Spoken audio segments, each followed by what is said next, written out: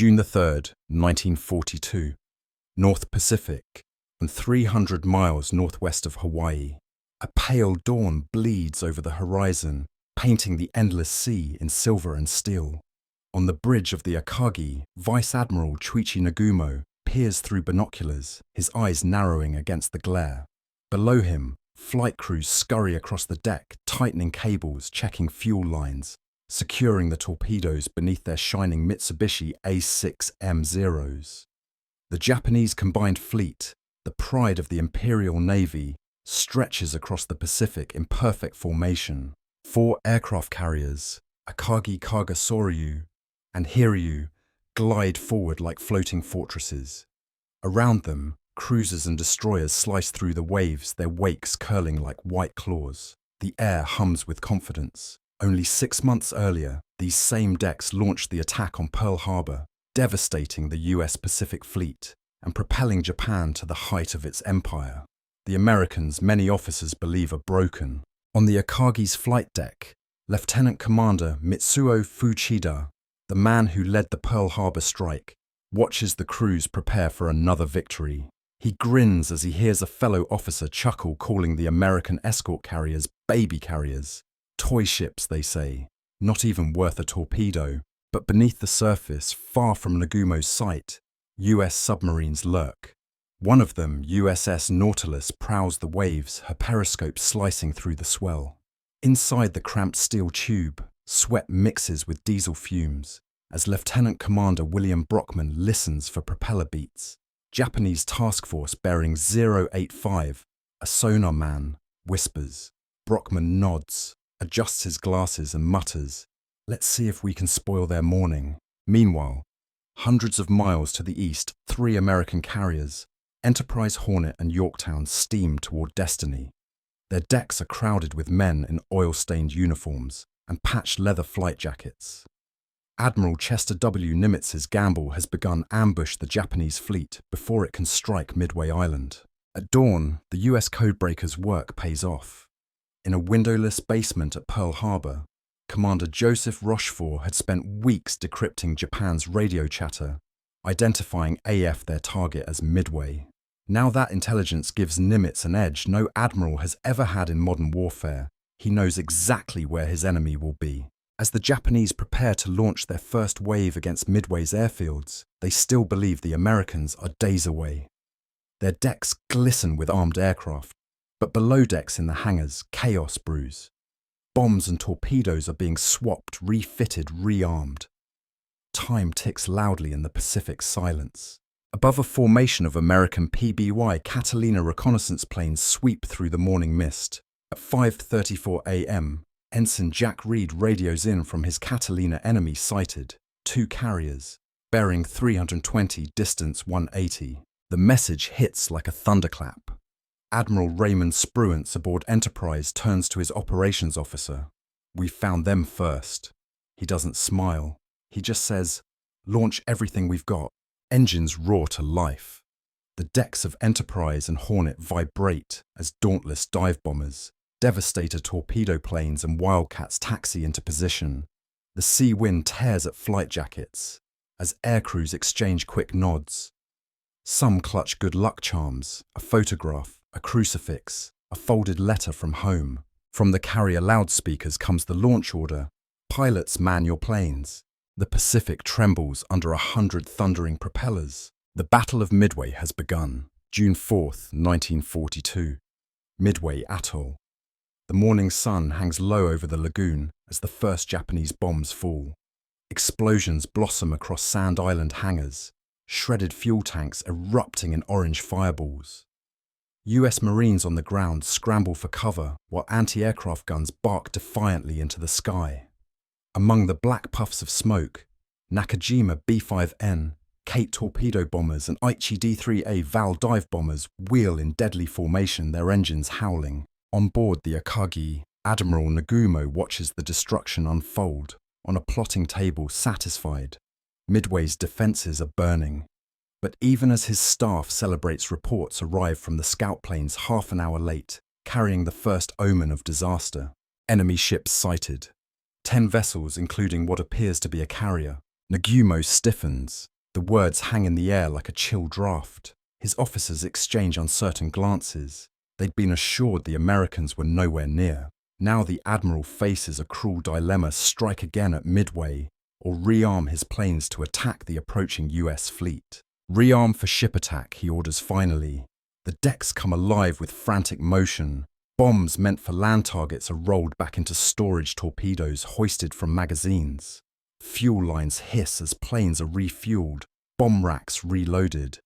In the tight confines below deck, fumes grow thick, a ticking bomb waiting for a spark.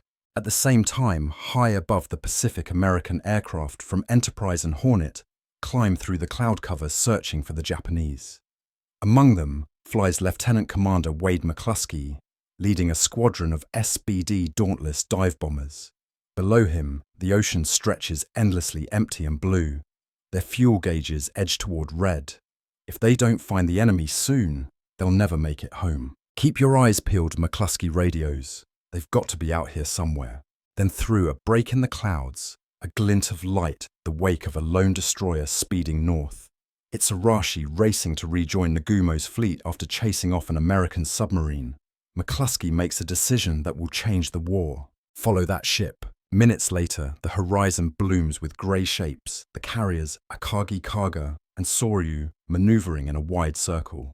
Japanese crews on deck shout commands: reloading, refueling, rearming, utterly exposed. McCluskey can hardly believe his eyes. God help us, he murmurs. We've found them. He pushes his dive brakes forward. The Dauntlesses tilt nose down, plunging toward the glittering decks below. Wind screams against the fuselage.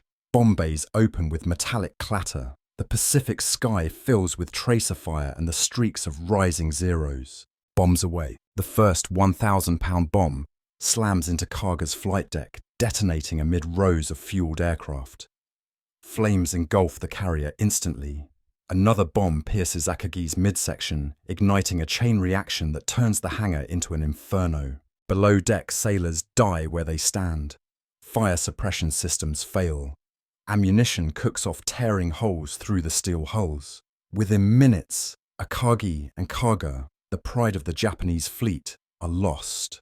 On Soryu, a third wave of Dauntless bombers, this one from Yorktown, dives through the smoke. 3 direct hits. Fireballs rip through the hangar deck. Men throw themselves overboard into flaming water. By 10:25 a.m., 3 Japanese carriers are burning from bow to stern. On the bridge of Akagi, Admiral Nagumo watches in silence as black smoke billows skyward. His hands tremble slightly as he whispers, "How could this happen?" But the battle is not over. From the lone surviving carrier, Hiryu Air Commander Tamon Yamaguchi rallies his pilots. He clenches his jaw, his voice calm but cold. "We strike back now," he says. "For the Emperor." Engines roar once more as the first counterstrike lifts into the sky bound for Yorktown. The sea is still boiling, but the war for the Pacific is far from decided. Late morning, June 4th, 1942. Over the central Pacific, the surviving Japanese carrier, Hiryu, turns into the wind. On her deck, crews rush to arm and fuel the last squadrons of aircraft, sleek A6M0s and B5N Kates gleaming under the rising sun. Commander Tomeo Kaku leads the first wave, his face streaked with sweat and oil. He knows the odds are hopeless, but his orders are clear. Find the American carriers and strike with everything left. At 11:30 a.m. 20 planes lift from Hiryu's deck engines, screaming as they vanish into the horizon. Yamaguchi watches them go, his cap pressed against his chest. "May the gods guide your aim," he says softly. Far to the east aboard USS Yorktown, the mood is tense but triumphant. Crewmen cheer the news. 3 enemy carriers confirmed sinking. Admiral Frank Jack Fletcher allows himself a rare smile. "We've drawn blood today," he tells his staff. "Let's finish it." But radar operators aboard Yorktown soon pick up blips approaching fast inbound aircraft from the northwest. Bogies multiple groups, 20 plus closing fast. Klaxons wail. Flight crews sprint to their stations. Gunners swing into position, belts of .50 caliber rounds clattering into place. The carrier decks come alive with motion sailors hauling ammunition, damage control teams sealing hatches. At 11:52 a.m., the first Japanese dive bombers break through the clouds. The sky erupts. Tracers streak upward, black puffs of flak bloom across the blue. Bombs whistle down like falling stars. Hit on the port side, someone shouts. The deck lurches. A blast tears through the forward elevator, sending debris and bodies flying. Fire spreads across the hangar. Smoke pours into the sky. But the Yorktown's crew fights back with ferocious discipline. Damage control teams flood burning compartments, pump out seawater, jettison fuel lines. Within minutes, they steady the ship. One officer reports to Admiral Fletcher, "Engines holding, sir. We can still fight." The Japanese pilots return to Hiryu with glowing report. One carrier disabled, burning Yamaguchi orders another wave aloft immediately. This time it's torpedo planes skimming low over the waves. At 2:40 p.m, they find the smoke trailing Yorktown again. Alarms blare anew. Incoming torpedo planes starboard side. Anti-aircraft guns open fire. The air filled with thunder and steel. 2 torpedoes hit. The carrier shudders violently. Water floods through the hull. Captain Elliot Buckmaster grips the bridge rail. All hands abandon ship. His voice is steady, but his heart is breaking. As sailors slide down ropes into the oil-slick water, the proud Yorktown lists sharply to port, her decks awash with flame. For a few hours, it seems the Japanese have evened the score. On Hiryu's bridge, Yamaguchi receives the report. Enemy carrier confirmed sunk. The crew cheers. Hope flickers amid ruin. But even as they celebrate, American scout planes have already spotted the lone carrier. Pilots from Enterprise and Hornet, exhausted, hungry, running low on fuel, turn their aircraft toward the smoke rising on the western horizon. Lieutenant Dick Best, leader of Enterprise's Bombing Squadron 6, peers through his scope. "That's her," he says. "The last one." He tightens his grip on the stick. "Let's finish this." At 5:00 p.m, the Dauntlesses dive again. Bombs slice through the clouds, bursting against Hiryu's flight deck. Fire engulfs her from bow to stern. The heat is so intense that paint bubbles from the hull. Below deck, men struggle to save their ship, but the inferno is merciless. Yamaguchi stands on the bridge beside Captain Tomio Kaku, the two refusing to abandon ship. "I will not leave," Yamaguchi says. "If we go down, we go as warriors." As twilight falls, Hiryu burns alone in the vast Pacific. One by one, her lights die out. By nightfall, all 4 of Japan's frontline carriers, Akagi, Kaga, Soryu, and Hiryu, lie beneath the waves. The laughter over America's baby carriers is gone. Only the sea remains silent and endless. June 5th, 1942. The morning after. The Pacific Ocean is quiet again, almost too quiet. The once proud Japanese First Air Fleet drifts as smoke and oil stain the horizon.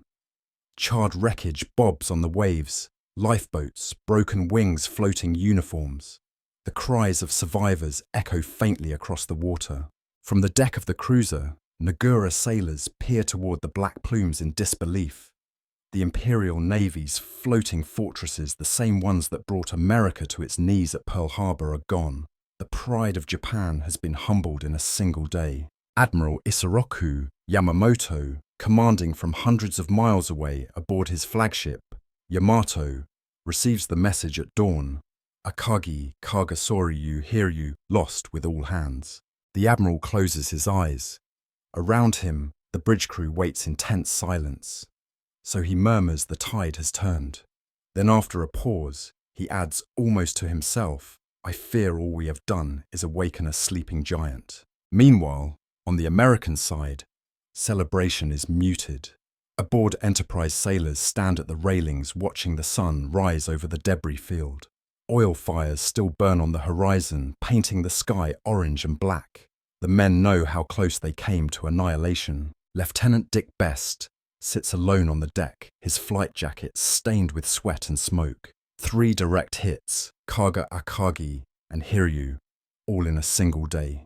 His name will be remembered, but in this moment he feels only exhaustion. "We were lucky," he mutters. damn lucky. Nearby, Admiral Raymond Spruance studies the sea through binoculars. He doesn't smile. Luck, he says, favours the prepared. Then he orders his ships to pull back toward Pearl Harbor. They've struck a mortal blow, but they know the war isn't over. The aftermath of Midway unfolds over days. Hundreds of Japanese sailors drift in lifeboats clinging to debris. American PBY Catalinas scour the sea, rescuing the few they can.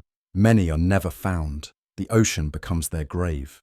In Tokyo, news of the defeat is censored. Official statements call it a minor setback, but whispers spread quickly through the Navy. 4 carriers gone, over 300 aircraft lost, more than 3,000 men dead, the heart of the Imperial Navy's striking power gutted. Japan's admirals meet in silence. Maps of the Pacific stretch across the table, but the red lines of expansion have stopped. The empire's momentum has broken. From now on, Japan will fight not as the hunter, but as the hunted. Across the ocean in Washington, Admiral Chester W. Nimitz receives the report from Midway. His usually reserved face softens. It's the turning point, he says simply. In one stroke, the balance of power has shifted. The United States, written off as weak and naive, has proven that courage, intelligence, and timing can defeat even the mightiest fleet. For the men who fought it, though, Midway is more than strategy. It is memory, the scream of engines, the blinding flash of explosions, the smell of burning fuel. It is the moment when the tide of the Pacific War began to flow the other way. By summer's end, the survivors will be redeployed, some to Guadalcanal, others to new ships and new battles. But they'll never forget the sight of those 4 Japanese carriers, burning like suns against the sea. The world had called America's flat tops baby carriers. After Midway, no one would ever laugh again.